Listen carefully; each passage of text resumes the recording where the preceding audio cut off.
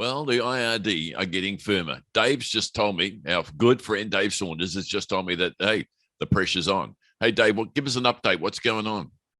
Well, look, during the last couple of years, really, while the various strains of COVID have been slowly working their way through the country, IRD went, you know what, we're not going to do all that much collection activity unless someone's really, really in dire straits.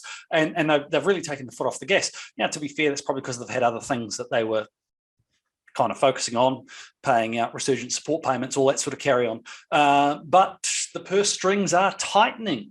And IRD have signalled, and it's certainly something we're seeing at the coalface, that they're coming after some of this money that hasn't been paid. They're going to start knocking on doors. Metaphorically speaking, they don't. Yeah, I know. Well, it's a rather frightening thought because we all know that the most powerful debt collector in the country, and they did give a holiday. I do recall that in 2020 they said, "Look, you have a break, guys, and we'll come back to you later on." Well, later on's hit there. Holidays over, and you say they're the most powerful debt collector.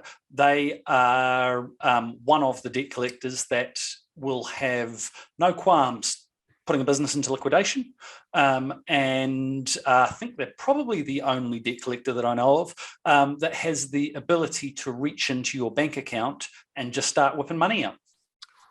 I saw David Seymour of the ACT Party this weekend say that that's the new tool that we should do to get gangs is put the IRD onto them for not paying their tax. How they got Al Capone.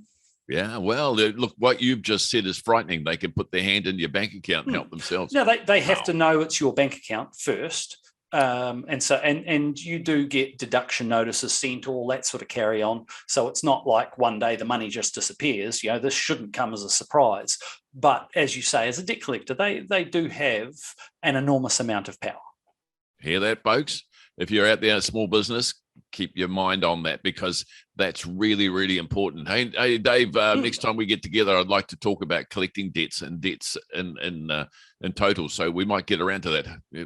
Cool. Hey, look, one final thing I will say is that if you do owe IRD some money, the best thing you can do is front foot it. So many people just put their head in the sand, hope it'll go away. Man, they are like a slow-moving container ship. You know, they might not be the quickest thing in the world, but they will crush you if you don't reach out to them. But if you do, they're pretty reasonable. Oh, there you are. There's some good advice. Reach out to them. All right, Dave, good to talk to you. See you next week.